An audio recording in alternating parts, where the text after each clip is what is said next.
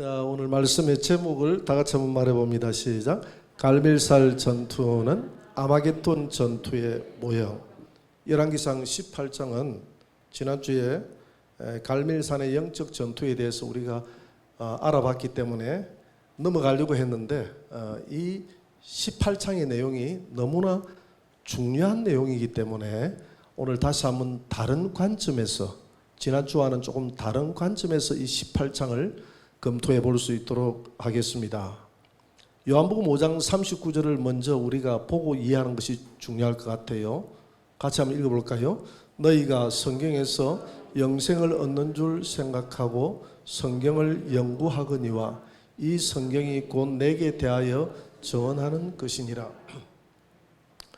여러분, 이 열왕기상 오늘 요한복음 5장 39절에서 성경에서 영생을 얻는 줄 생각하고 성경을 연구한다 그랬잖아요.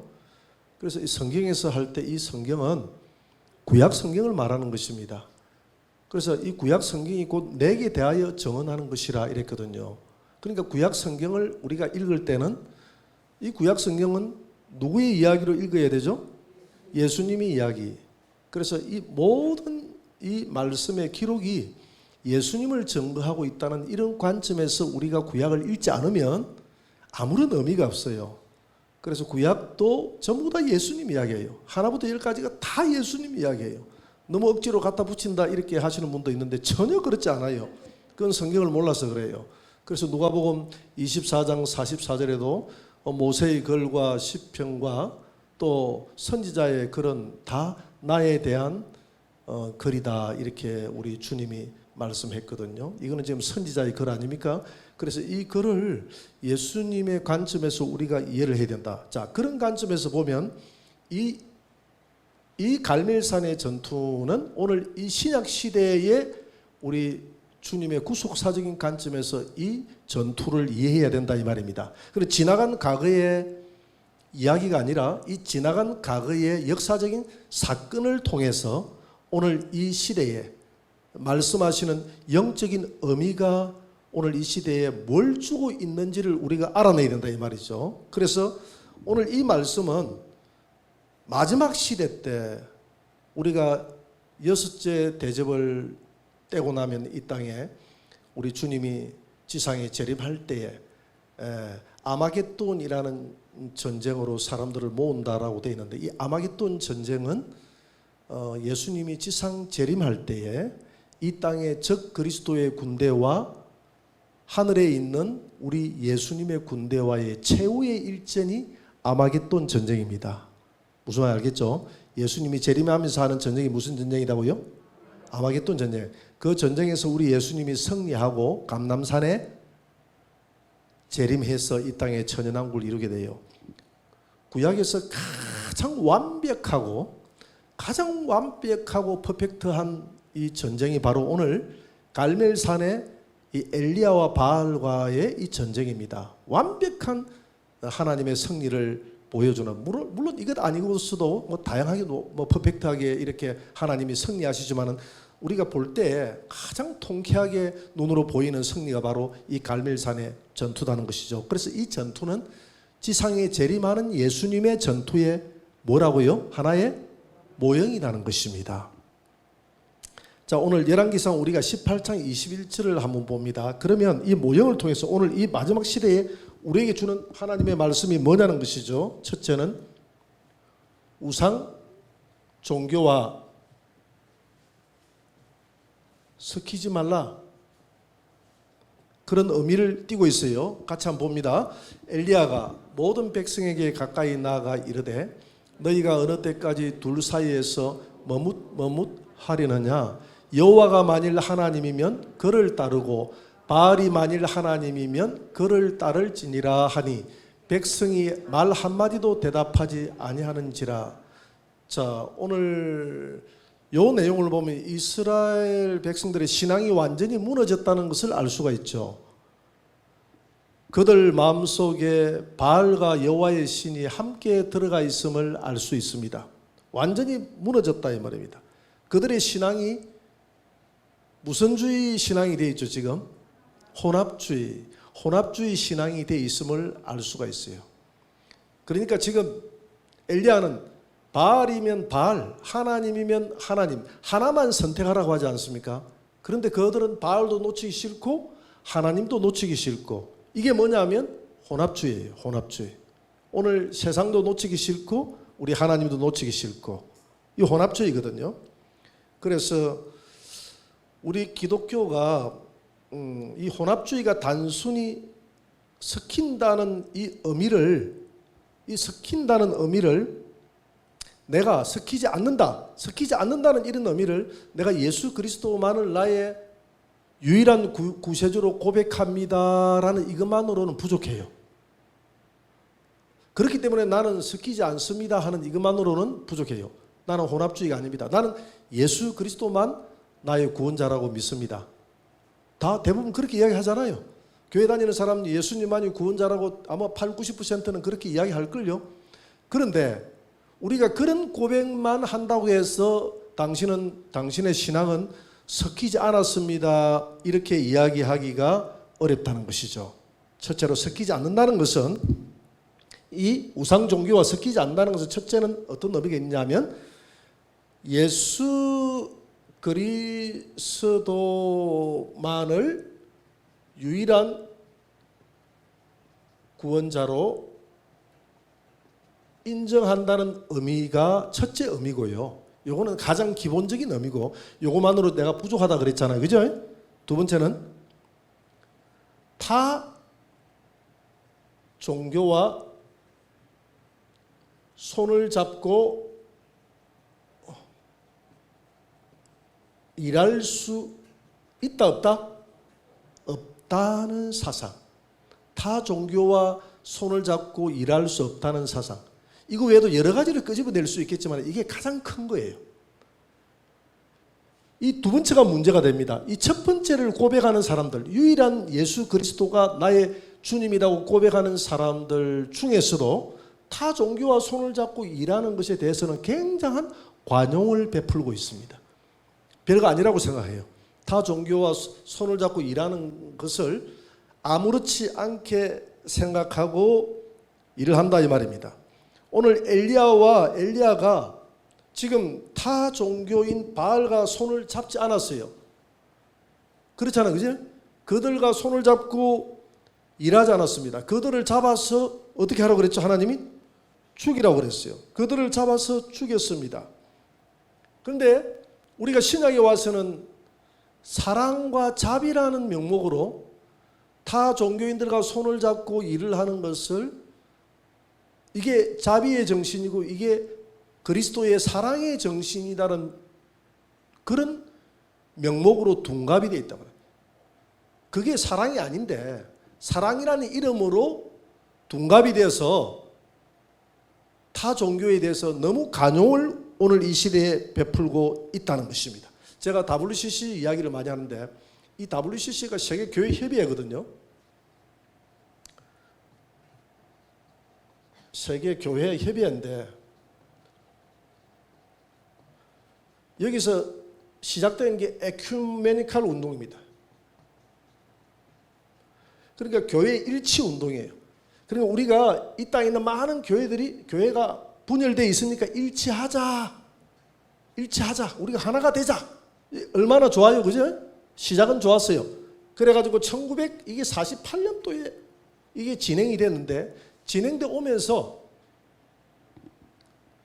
이게 1차 대회, 2차 대회, 3차 대회, 4차 대회 자꾸 이 대회가 진행돼 오면서 2차 대회 때부터 1차 대회는 순수한 마음으로 했는데 2차 대회 때부터는 타 종교인들에게 문을 열기 시작합니다. 타 종교인들과도 대화를 하자. 대화의 문을 열기 시작합니다. 여기서부터 문제가 되는 거예요. 우리가 타 종교인들을 기독교로 개종시키기 위해서 대화하자 이렇게 되면 되는데, 여러분 타 종교인들을 우리가 이 협의회를 통해서 개종시키자고 하면 여기에 들어오겠습니까? 안 들어오잖아요. 그죠? 그런 의미가 아니라 타 종교인들과의 대화를 통해서 하나의 일치점을 찾자 이런 의미예요. 우리 기독교와 타 종교와의 일치점을 찾을 수 있습니까? 없습니까? 전혀 일치점을 찾을 수가 없어요. 그래서 타 종교인과 손을 잡고 인권 운동도 하고 평화 운동도 하고 이렇게 해 나가면서 차츰 문호를 개방해주고 교회끼리 일치 운동을 하자고 한 것이 지금 이렇게 와서 보니까 교회끼리만 일치 운동하는 것이 아니라 타 종교까지도 뭔가 우리가 하나 되는 그런 운동이 지금 엄청 진전돼 와버렸다 이 말입니다. 그래서 제가 이걸 잘못됐다고 이야기하는 거예요. 이게 말세의 현상이라는 것입니다. 이게 말세의 현상이다. 왜냐하면 데살로니가전서 2장 3절을 한번 봅니다. 데살로니가전서 2장 3절을 보면 누가 어떻게 하여도 너희가 미혹되지 말라. 이게 무엇에 미혹되지 말라는 겁니까? 예수님 오신다 하는 것에 미혹되지 말라는 겁니다. 예수님 언제 오신다 하는 것 미혹되지 말라는 거예요. 예수님 오시는 것 내가 영으로 봤다, 꿈으로 들었다 이런 거 미혹되지 말라는 겁니다. 몇월 며칠 날 주님 오신다 이거 미혹되지 말라는 겁니다. 요즘 이런 미혹들이 많이 일어나잖아요. 그죠? 언제 온다. 그 유튜브의 영상에 보면 김모 이 선교사님이신데 이분은요 조회수가 보면 막 20만, 30만, 40만 이래요. 성도들이 얼마나 열광하면서 그분을 보는지. 근데 이분은 항상 재림 날짜를 이야기해가지고 펑크를 내. 지금 펑크 몇 분 낸지 모르겠어. 몇월 며칠 날 온다. 뭐 별자리가 하나 돼가 이래가 뭐 온다 뭐부터 해가지고.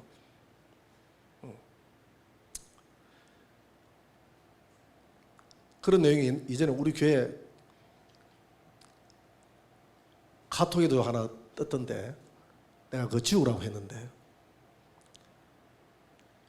좋은 소식이 주님 오신다고 좋은 소식을 우리 교회 카톡에 올렸더라 이 말입니다. 몇월 며칠 온다고. 이거 펑크 나는 일이니까 빨리 그거 지우라 했는데 벌써 펑크 났죠. 몇 년 전에 펑크 났죠. 그분이 또 예언을 했더라고. 또 2023년도인가 또 주님 오신다고 예언을 했더라고요. 펑크가 나면 그냥 사라져요 이분이. 그리고 한 6개월 지났다가 다시 나타나요.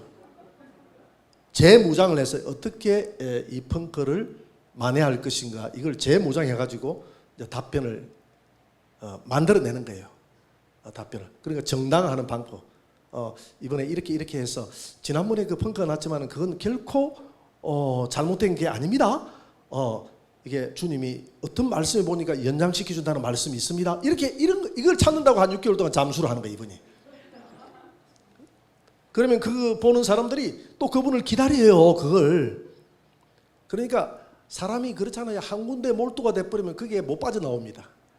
거기에 딱 빠져버리면 못 빠져나요. 또 어떤 분들은 안식교 요게 요한계시록 안식교 신자들이 1위부터 3위까지 안식교가 지금 다 차지하고 있거든요. 내 조회수는 보니까 작년도에 했죠. 작년도에 했던 첫 조회수가 보니까 지금 한 1,400 몇십 회, 한 500회 가까이 됐나 모르겠다. 그래도 좀 많이 올라갔죠, 그죠? 한 1,000회 이상 올라가는 거는 많이 올라간 거거든. 근데 안식교 그 목사님들이 1위부터 3위까지인가 보니까 다 하고 있던데 거기는 20만, 30만, 40만 조회수가 그렇게 됩니다. 장위에 있는 모 교회는 나한테 상담을 하고 갔어요. 모 교회 집사님이 안수 집사님인데 이 안식교에 빠져가지고 안식교가 빠져가 교회를 얼마나 어지럽히는지 그래서 그 교회에서 그냥 그러지 마시고 안식교로 가라고 그랬대요. 근데 절대 나는 안식교로 못 간다. 왜? 이 교인들 다 데리고 가는 그날까지 이 교회를 지킬 것이다. 이렇게 했다는 거예요. 그러니까 그런 분들이 어디에서 은혜를 받냐 하면 이 유튜브를 통해서 은혜를 받는 거예요. 잘못된 유튜브. 그래서 제가 요한계시록을 올려야 되겠다라고 생각했던 이유가 그래서 내가 올렸던 거예요. 좀 건전한 그리고 정말 성경에 부합한 그런 성경 요한계시록을 올려야 되겠다 싶어서 제가 세미나를 포기하고 그거 다 해버리면 세미나 안 되잖아. 그죠? 요한계시록 보면 되는데 뭐 구태에 나를 누가 초빙하겠어. 이전에는 오라는 사람들 있더만은 요한계시록 하고부터는 오라는 사람도 없더라고요. 요한계시록 보면 되니까. 이동용 목사 강의는 요한계시록은 뭐 구태여 초빙할 필요도 없이 그 요한계시록 유튜브 보면 다 나와 있는데 뭐 똑같은 건데.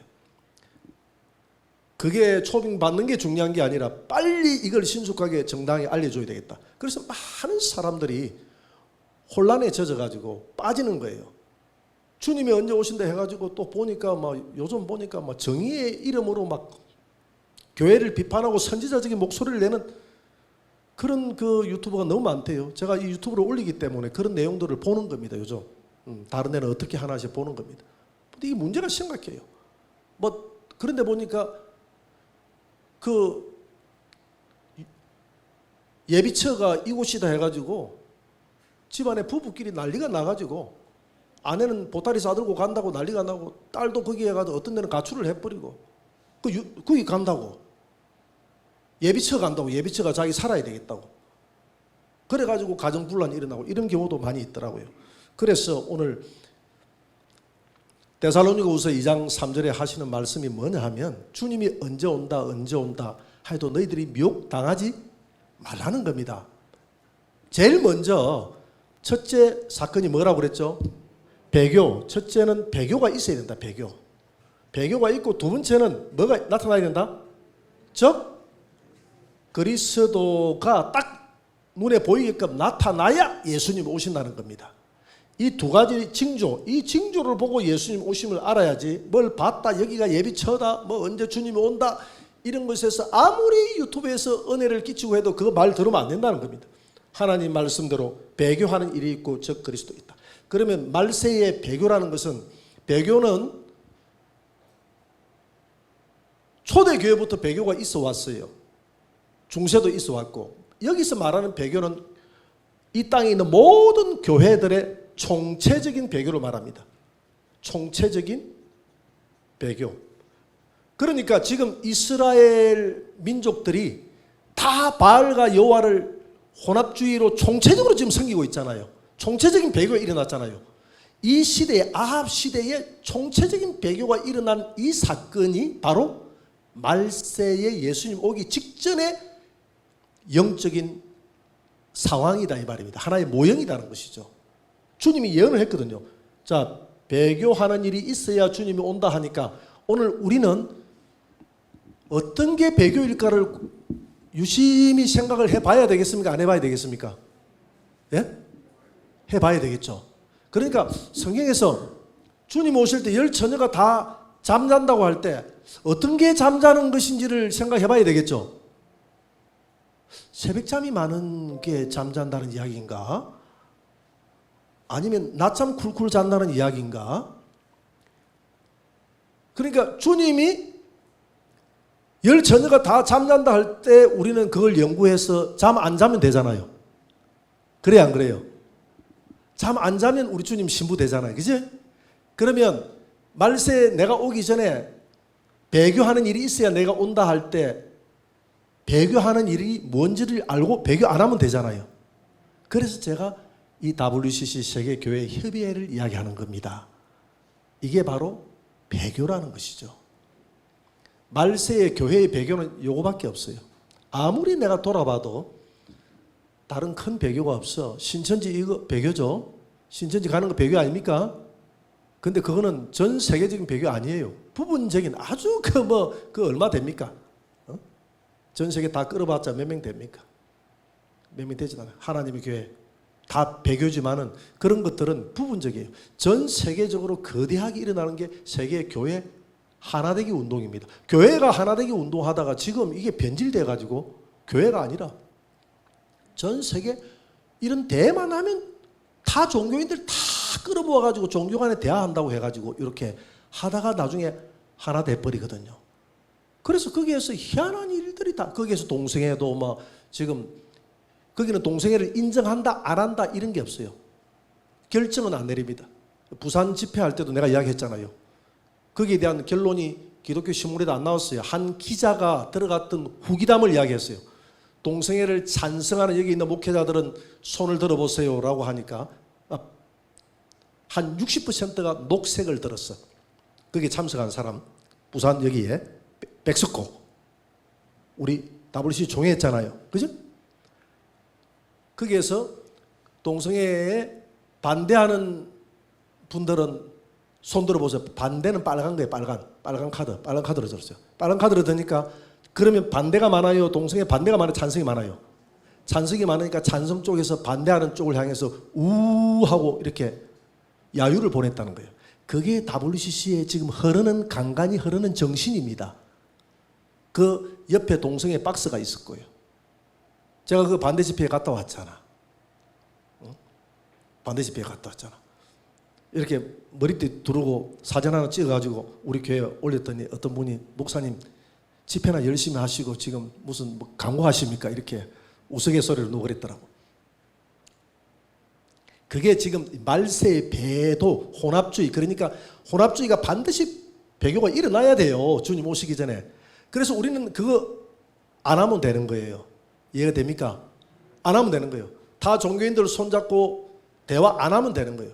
다 종교인들은 오늘 아무리 봐도 하나님은 엘리야가 바알의 손을 잡고 대화해서 어떤 접점을 찾아라고 이야기하지 않았어요. 그들은 잡아서 다 죽이라고 이야기했습니다. 유일한 신은 여호와밖에 없기 때문에. 이 바알의 배우는 누굽니까? 무슨 탄입니까? 예, 사탄이잖아요. 바알의 배우를 지배하고 있는 존재가 누구죠? 바알에게 역사하는 영은 어떤 영입니까? 사탄의 영이잖아요. 그러면 우리가 사탄하고 손을 잡는 거 아닙니까? 그래요, 안 그래요? 절간에 하나님의 성령이 역사한다고 생각하시는 분 한번 손을 들어보세요. 절간에 역사하는 것은 무슨 영입니까? 악령이잖아요. 에? 사탄의 영이잖아요. 여러분 그걸 인정하시죠? 그러면 그분들하고 손을 잡는 것은 누구하고 손을 잡는 겁니까?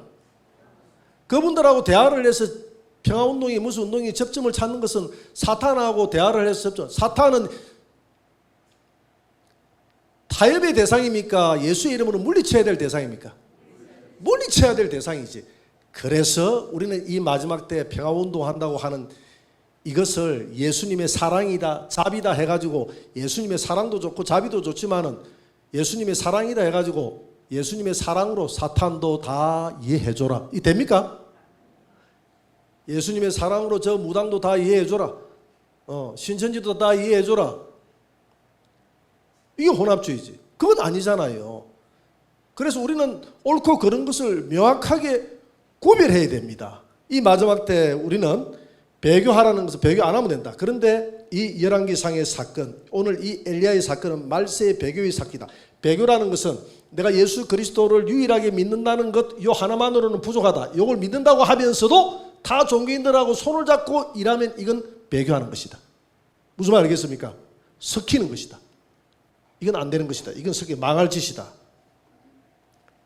그래서 요한계시록 17장 1절을 한번 봅니다. 말세에 일어나는 일입니다. 예수님 오시기 전에 또 7 대접을 가진 7 천사 중 하나가 와서 내게 말하여 이르되, 7 대접은 이제 마지막 대접입니다. 이리로 오라. 많은 물리 위에 앉은 큰 엄녀가 받을 심판을 내게 보이리라. 여러분, 엄녀는 누구다 그랬죠? 교회라고 했지 않습니까? 그죠? 엄녀라는 것은 남편이 있는 걸 이야기하지 않습니까? 이 엄녀의 여자의 남편은 누굽니까? 예? 예수님이잖아요. 그죠? 예수님인데 이 여자가 예수님을 남편으로 두고 지금 누굴 지금 섬기고 있습니까? 지금 다 우상들과 손을 잡고 지금 함께 손을 잡고 있으니까 엄녀라고 이렇게 성경은 영적으로 이야기하고 있는 겁니다. 근데 이 엄녀 교회는 땅의 임금들도 이 엄녀 교회와 더불어 음행하였고 땅에 사는 자들도 그 음행의 포도주에 그 땅에 있는 모든 임금과 사람들이 이 엄녀 사상에 영향을 받았다는 겁니까? 안 받았다는 이야기입니까? 받았다는 이야기죠. 오늘 이 땅에 있는 모든 안 믿는 사람들 보면 다 혼합주의입니다. 다 그 혼합주의가 누구에게서 나왔을까요? 다 교회가 그런 일을 하는 겁니다. 교회가 그런 일을 하는 거예요. 교회가 요즘 제가 며칠 전에 우리나라 대권 주자들, 그 다음에 우리나라 그 잘 나가는 장관들부터 해가지고 아주 유명 그 정치인들의 종교 조사를 했는데 60%가 개신교고 한 20%가 천주교고 두 개 합치니까 기독교가 80%더라고. 그런데 몇 명이 보니까 저 사람 기독교 맞나? 몇 명이 보니까 저 사람 절가나가 절하던데, 저분도 절하던데. 그 제대로 신앙생활 하는 사람이 하나도 없어. 정치인들 중에서. 저 사람 신앙이 좋다고 생각했는데 아니야. 나는 인천의 모 시장을 지냈던 무슨 수라는 분 여러분 아실 거예요. 나는 그분 차별금지법 요거 막 앞장서주고, 차별금지법 요거 하는데 반대하는데 앞장서주고 해서 참 그 신앙이 좋고 멋진 사람이다. 그래서 차별금지법에서 이분이 주도해가지고 동성애 이거는 다 빼고 성적 지향 이런 것만 다 빼고 우리 차별금지법 통과시키자 하고, 이렇게도 좀 기름핀 교수하고 좀 이렇게 하다가 이것도 또 반대에 부딪히가 안 되긴 했는데, 어쨌든 친교회적으로 열심히 노력했던 분이 무슨 수라는 인천 시장 나왔던 분이고, 지난번 의원에서 떨어졌는데 이번에 대권에 나왔잖아요. 그죠? 여러분 그런 관심이 없죠. 그죠? 성경만 본다고 기도한다고 그런 관심 가지지 마세요. 그런 거. 저는 어쩔 수 없이 그런 걸 좀 봐야 돼요. 봐야 이게 이 시대의 흐름을 아니까. 근데 그분이 이번에 보니까 허경영이하고 둘이 손을 잡고 지금 진짜 일을 하대. 허경영이하고. 그리고 허경영이가 내가 대통령 되면 전부 산청 교육대 만들어가 다 정치인들 이번에 싹 다 보내고 안상수만 살려준다 그러더라고. 자기가 손잡고 상당히 괜찮은 분이다 하면서. 또 이거 유튜브 나가면 또 내 잡으러 올지 모르겠다.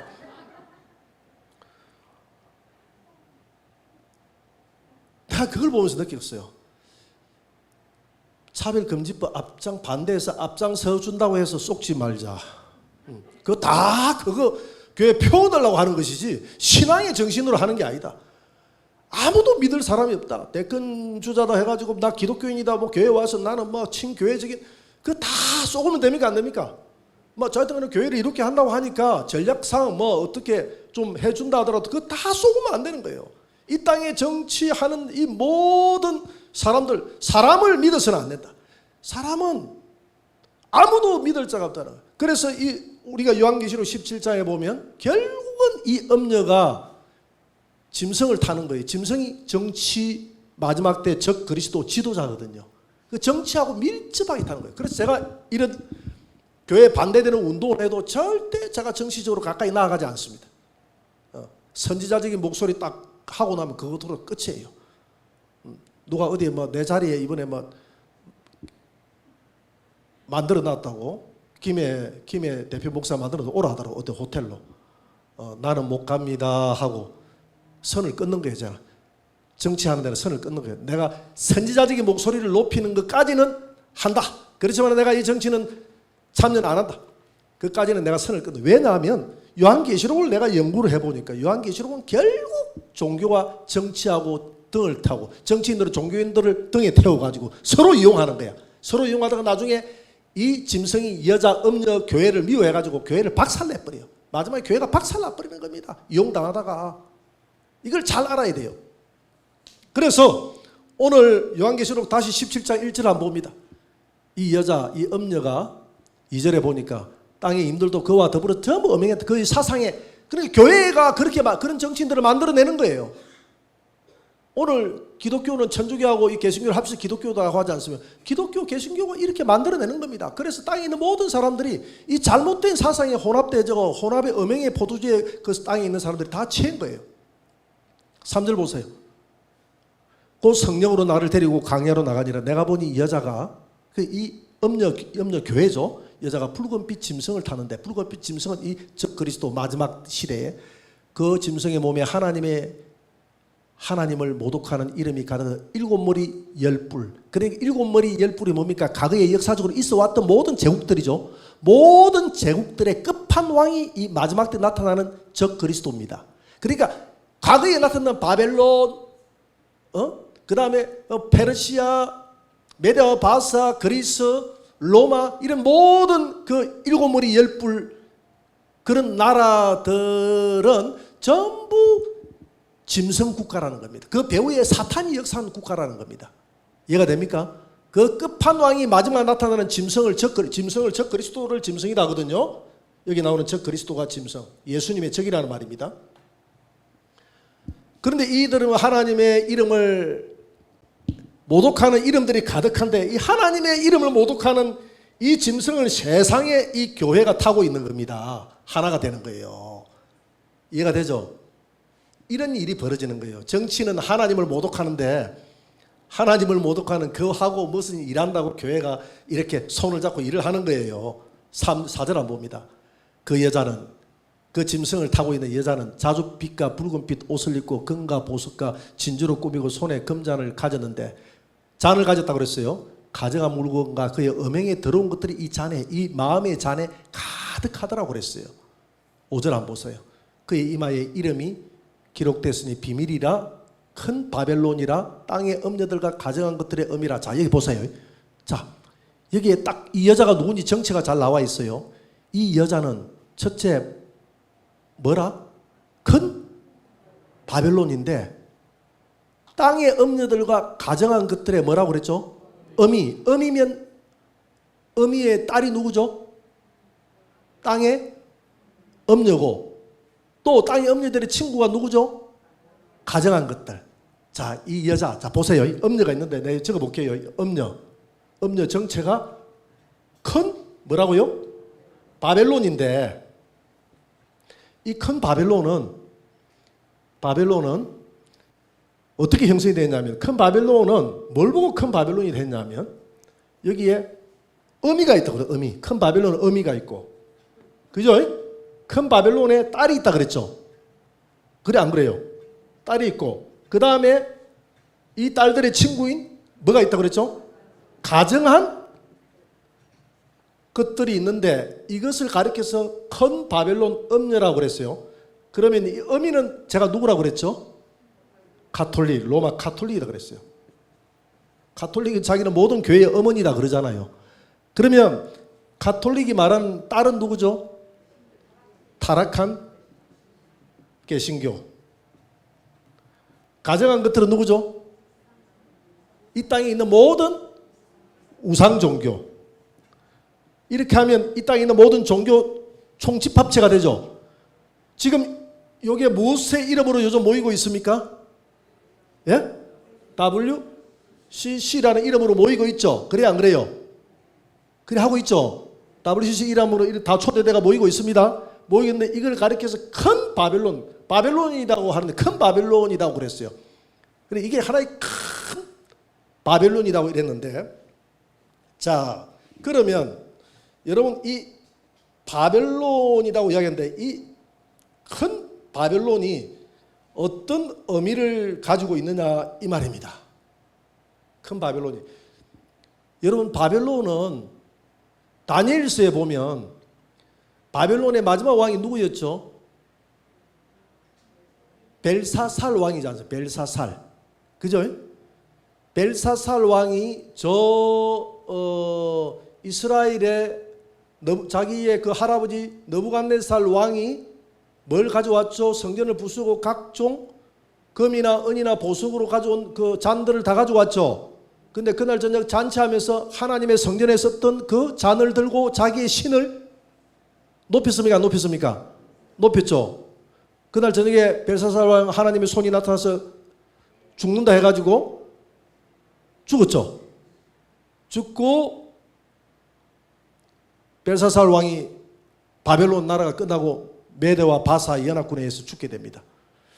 자, 그 나라가 바벨론이에요. 그래 바벨론이라는 이 의미는 이 혼잡이라는 뜻입니다. 혼잡, 섞였다는 거예요. 뭐라고요?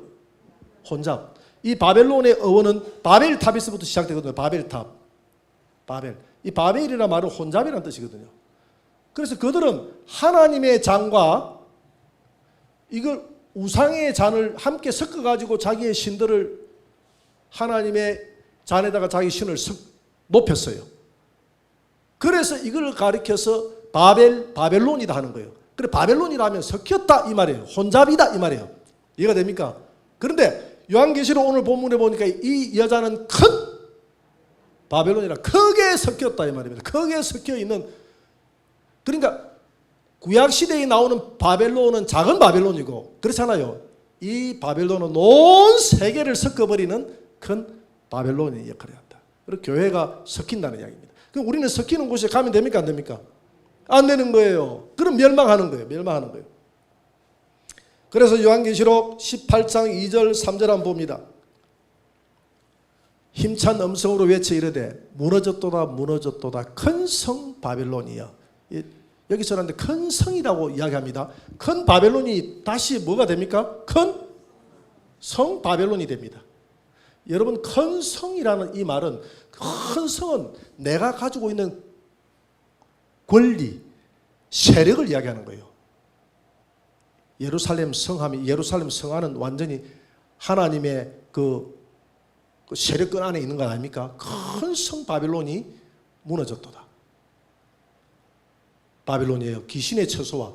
왜 귀신의 처소라고 이야기합니까? 하도 많이 섞이니까 귀신들을 초빙하니까 각종 더러운 영이 모이는 곳과 여러분 이런 세계교회 협의회 WCC 이런 데는 각종 더러운 영이 모이는 장소가 돼버렸어요.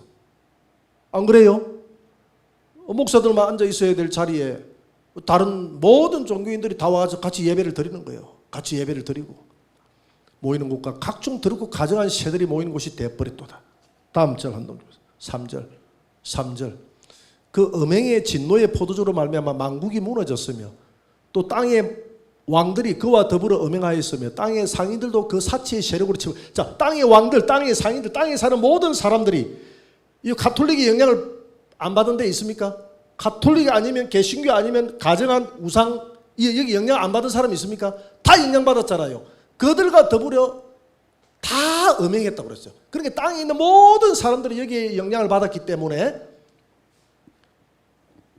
요 큰 성 바벨론은 하나님이 마지막 때 멸해버린다는 겁니다. 갈멜산의 전투에서 하나님이 한 명도 살려주지 않고 싹 멸해버렸어요. 그렇게 하듯이 마지막 때 멸해버린다는 겁니다. 이게 너무나 우리에게 오늘 이 마지막 시대 때 우리에게 주는 이 중요한 교훈입니다. 그 성경은 하나님의 백성들이 처음부터 끝까지 혼잡해서는 안 된다고 이야기하거든요. 예수님만 사랑하고 혼잡하는 장소는 가지도 말고 앉지도 말고 할렐루야. 그래서 요한계시록 18장 4절 5절입니다. 그러면 우리는 성도들은 어떻게 해야 되느냐? 다 같이 읽어봅니다. 또 내가 들으니 하늘로부터 다른 음성이 나서 이르되 내 백성아 거기서 나와 그의 죄에 참여하지 말고 그가 받을 재앙들을 받자. 거기에 참여하지 말라는 겁니다. 왜 성도들이 그런 데 가서 봉사활동하고 참여하죠? 봉사활동 많이 나왔던데. 그러니까 너무 안타까워요. 우리 교회 어떤 성도가 그 봉사활동 나가는 어떤 권사분에게 그 참여하지 말라고 그렇게 했더니 그 권사님이 그런 소리 절대 그만해라. 다 좋은 일 하는 건데 너희 그는 별나다 이렇게 이야기를 했대요. 이게 별난 게 아닙니다. 별난 게 아니라 우리는 하나님 말씀대로 살아가는 게 기독교는 아닙니까? 내가 예수를 믿는다는 것은 이름만 믿는 것이 아니라 믿는다는 것은 예수님이 말씀하신 것을 다 믿고 받아들인다는 거예요. 말씀대로 따라가는 것이 믿는 것인 줄 믿습니다. 네 믿음을 행위로 나타내라 그랬잖아요. 그러면 성경에 보니까 내 백성아 거기에 참석하지 말고 그들이 받을 재앙을 같이 받지 말라 하면 거기에 참석 안 해야 되는 겁니다. 5절 보세요. 그의 죄는 하늘에 사무쳤으며 하나님은 그의 불의한 일을 기억하시는 이 큰 성 바벨론 이 교회들이 섞인 것을 다 기억한다. 6절 한번 보세요. 그가 준 그대로 그에게 주고 그의 행위대로 갑절을 갚아주고 그가 섞은 잔에 갑절이나 섞어 그에게 주리라. 여러분 우리가 섞여서는 안 됩니다. 그래서 예수님이 마지막으로 한 일이 뭐냐면 오늘 18장 이게 섞은 잔에 마지막으로 섞어서 갚아주고 그래서 이것을 맷돌에다가 이 음료 교회를 갈아버린다. 큰 성 바빌론을 갈아버린다 그랬어요. 얼마나 예수님이 분노했으면 맷돌에다가 갈아버린다. 생각해 보세요. 이 교회들이 거룩한 예수님의 그 하나님의 아들이 유일하신 하나님 이 땅에는 우상은 없어요. 귀신 다 그 마귀들은 하나님을 배반해 가서 하나님의 아들이 이 땅에 오셔서 그 고귀한 피를 우리를 위해서 흘려주셨어요. 이 피는 섞이지 말고 이 피야말로 하나님의 거룩한 피다. 이 피로 네가 씻음을 받았느니라. 그랬던 우리가 이 우상들하고 섞여서 예수님의 피를 같이 섞어버렸어요. 그러면 그 죄가 작아요, 커요?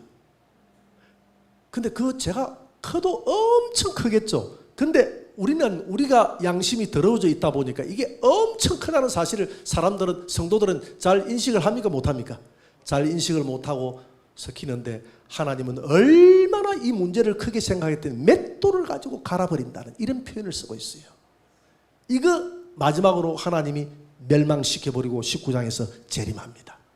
그래서 하나님이 이런 가정한 어미 가톨릭과 타락한 개신교회와 가정한 모든 우상 숭배자들이 마지막에 다 하나 될 거예요. 지금 코로나 때문에 지금 이런 하나 되는 선포식을 지금 못하고 있는데 조만간에 이런 모든 종교들이 지금 우리 하나 되자 하고 이렇게 선포하는 그날이 있을 겁니다. 여러분 지켜보세요. 코로나 끝나고 나면 바로 이거 선포합니다. 코로나 끝나기 전에 이런 운동들이 있어 왔다가 지금 코로나 때문에 지금 다 멈춰진 사건이거든. 하나님이 이 코로나를 통해서 우리에게 기회를 주는 거예요, 지금. 그래서 이런 계시록을 우리가 이해하지 못하면 이 열왕기상을 이해할 수 있습니까, 없습니까? 없어요. 열왕기상의 이것은 하나의 모형이고 열왕기상의 실상이 요한계시록입니다. 이해가 되죠? 자, 그래서 갈멜산의 전투는 아마겟돈 전투의 모형인데 이 갈멜산의 전투가 우리에게 주는 교훈이 뭐냐 하면 첫째는 우상 종교와 섞이면 죽는다는 이 교훈을 우리에게 주는 거예요. 마지막 때에 우리에게 주는 교훈이 뭐냐 하면 성도들에게 섞이면 죽는다는 그 이야기를 우리에게 주는 거예요. 두 번째는 뭐냐면, 자, 시간 다 됐으니까 간단히 합시다. 두 번째는 예수님이 아마겟돈 전투에서 승리하고 재림한다. 아마겟돈 전투. 여러분, 이 아마겟돈이라는 말은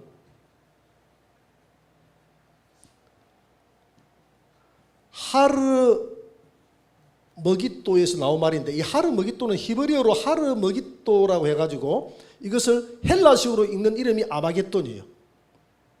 그러면 하르 머깃도의 장소가 어딘지 한번 봅니다. 머깃도. 저 머깃도 보입니까?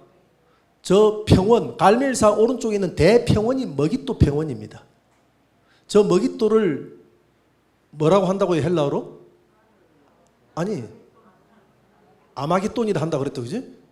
저 지역이 아마겟돈이에요. 헬라어로 저 머깃도 지역을 아마겟돈이라고 하는 거예요. 아마겟돈이라고 하면 저 갈멜산을, 하르라는 말은 산이라는 뜻이거든요. 머깃도의 산.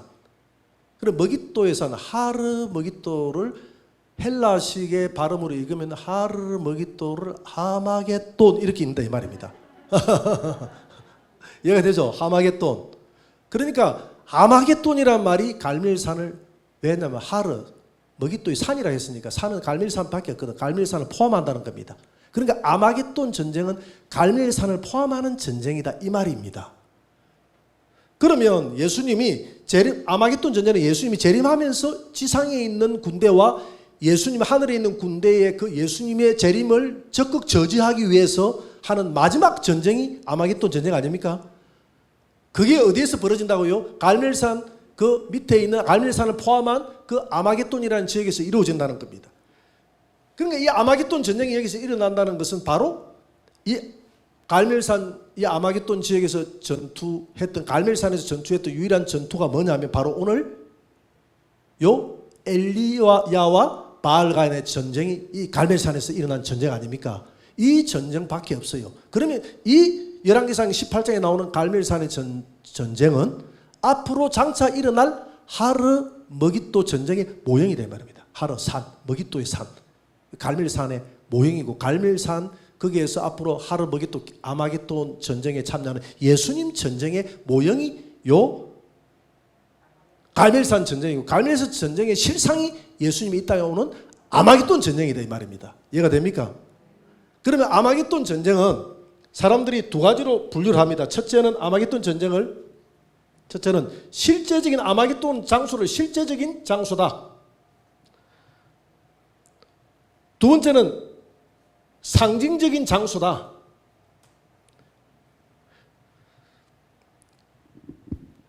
실제적인 장소는 엘리야와 바알의 영적 전쟁 장소인 이 갈멜산이 있는 이 머기토 지역으로 직접 예수님이 재림할 것이다. 예수님이 아마겟돈 이 전쟁을 수행하면서 재림하잖아요. 그죠? 재림할 것이다. 이렇게 이야기하고 상징적으로 그게 아니다. 이 아마겟돈이라는 말은 상징적이다. 어떤 상징적인 군사를 소집하는 장소인데 어떤 상징적인 장소를 이야기한다. 여러분 상징 같아요? 실제 같아요? 저도 실제적인 장소로 봅니다. 제가 이 실제적인 장소로 보는 이유가 상징적으로 이렇게 보시는 분들은 그 장소가 마지막 전쟁하기에는 너무 좁다 이런 이야기를 하는데 저는 이것을 실제적인 장소로 보는 이유가 자 보세요.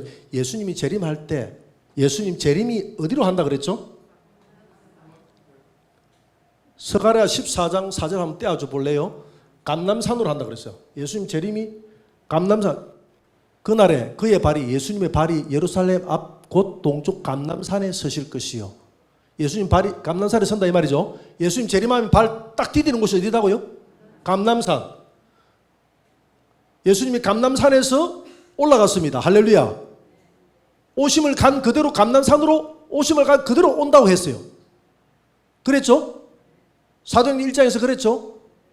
그런데 보니까 스가랴서에서 이걸 증거하네.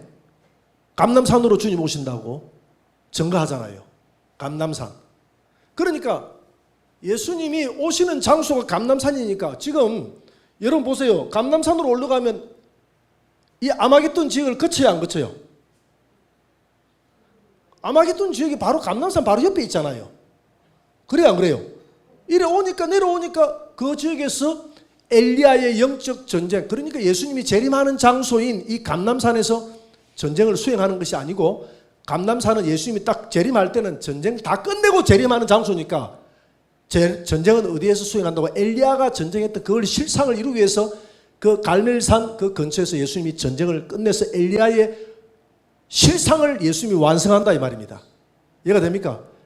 예수님이 어디에서 침례받았죠? 요단강에서 왜 침례를 받았냐면 요단강은 이스라엘의 법궤가 들어갔던 장소거든요. 예수님은 법궤 아닙니까? 법궤가 거기에서 요단강에 들어갔다가 나왔잖아요. 그래서 우리가 요단강 오른쪽은 세상이요 요단강 왼쪽은 천국이요. 가나안은 천국이요. 그래서 그 요단강은 죽음의 강이에요. 세상과 천국에서 놓이는 죽음의 강. 그 죽음의 강을 많은 물들이 내려오니까 다 쓸려가지고 죽을 수밖에 없는데 그 죽음의 강을 갈랐던 분이 누구예요? 법궤잖아요. 법궤. 법궤가 딱 들어가니까 죽음의 강이 딱 멈춰졌어. 길이 열렸어. 이 길이 바로 이 법궤의 실상이 예수님이고 예수님으로 말미암아 이루어진 이 길이 바로 십자가의 길인 줄 믿으시기 바랍니다. 휘장 사이로 찢어놓은 십자가의 길인 줄 믿으시기 바랍니다. 그래서 예수님이 그 법궤가 그 요단강에 잠겼기 때문에 법궤가 잠겨있는 거기에서 예수님이 그대로 침례를 받아서 법궤의 그 실상이 이루어지는 것입니다. 이해가 됩니까? 마찬가지죠.